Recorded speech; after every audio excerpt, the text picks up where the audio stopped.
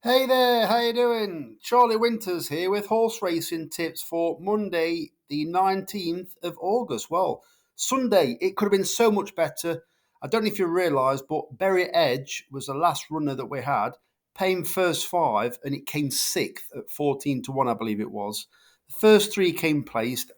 I made the mistake of not taking the prices. So what we did, I've got a funny feeling. Um, I can't remember what the horse was called now. Was it called Melanie's Star, Melanie's Girl?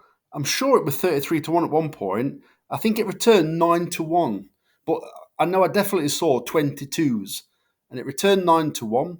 We had is it Sheikh Hamdan Al Maktoum or whatever family member it is? I think that was 8 or 9 to 1.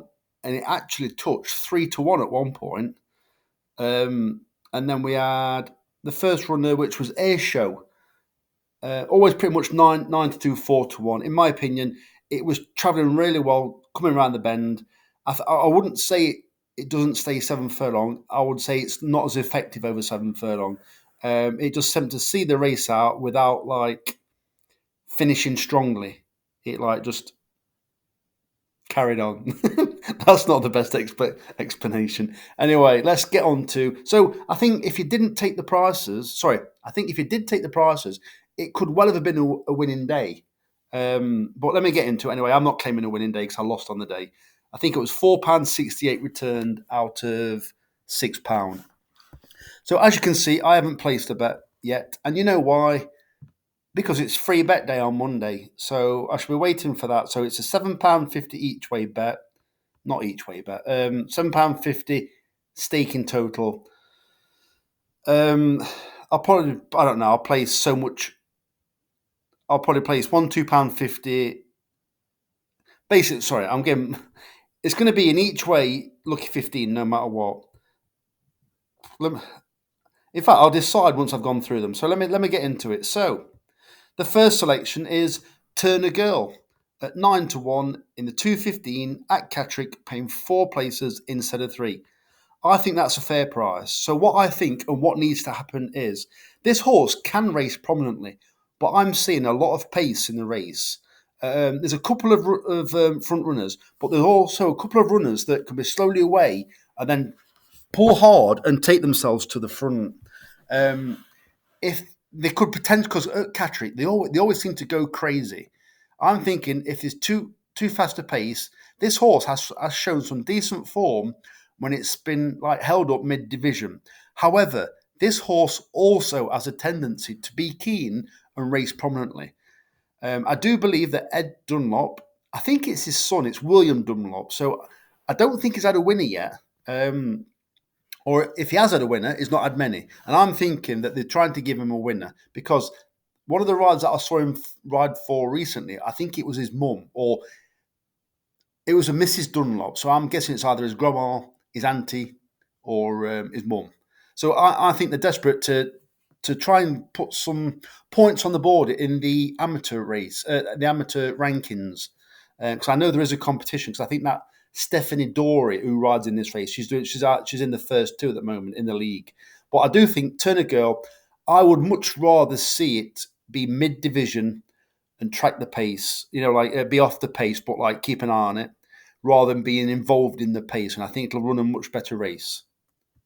You watch, it'll make all and win. Who knows? But that's what I would like to see it happen. Mid division and then headway when they turn the bend. The second selection is Solar Biricz. I don't know. At 12 to 1 in the 245 at Catterick, paying four places instead of three. So straight away now, I'm going to click SP because I believe it'll be a much bigger price. It ran 4 days ago. It's shown loads of pace, and I think it could have a prominent showing. I am a fan of Brian Ellison, and I do think it might just be getting stable ready. It does tend to like some runners at the Ebor meeting, so very interesting to keep an eye on this stable coming up to the Ebor meeting, and even the Ebor. I haven't seen who he's got in the Ebor, but it's always worth a close. He's probably got that. What's it called? One. It's going to kill me now. Why did I even say it? Um, It's a one word altogether. One Spectre something. I don't know what it's called. Anyway, um, it's killing me now, that is. But anyway, it's also in this race. I think it's got a chance. It can be prominent throughout. I think it's well handicapped. And I do like the fact that it's having a quick reappearance. The third selection is Ghathanfar. 11 to 2 in the 3:15 at Catterick. I believe, take the price, and I think it's got an amazing chance of winning. It's been a bit tame recently. It's been a bit tame recently, but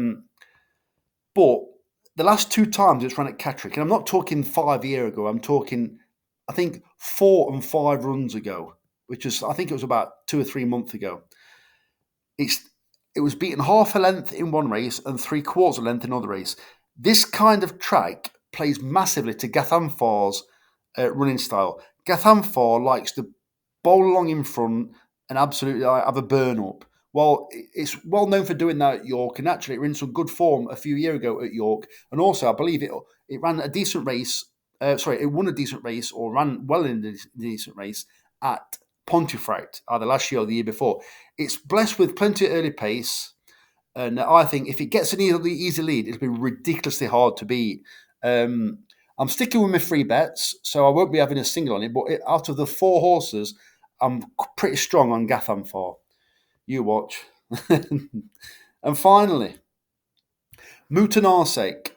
And I'm going to click SP on this one because Mutanarsek in the 4:45 at Catterick, paying 5 places instead of 3. We want a fast pace, and I think it's got every chance. I haven't even looked at the form because I know the form of this horse. It likes this track. It's whether they want it to win. That's my honest opinion. It's always running around this track. It's a bit like that. Is it Magical Effect? I think it's called. Also for Ruth Carr. They win when when they want it to. This horse has been unlucky so many times already this season. So it's literally, if the money's down, it goes very close. It's that simple. I think Paul Mulrennan's on board, and I think it's got a decent chance. So if you give me a like or a subscribe, I'd really appreciate it. Charlie Winters, over and out. Cheers, mate.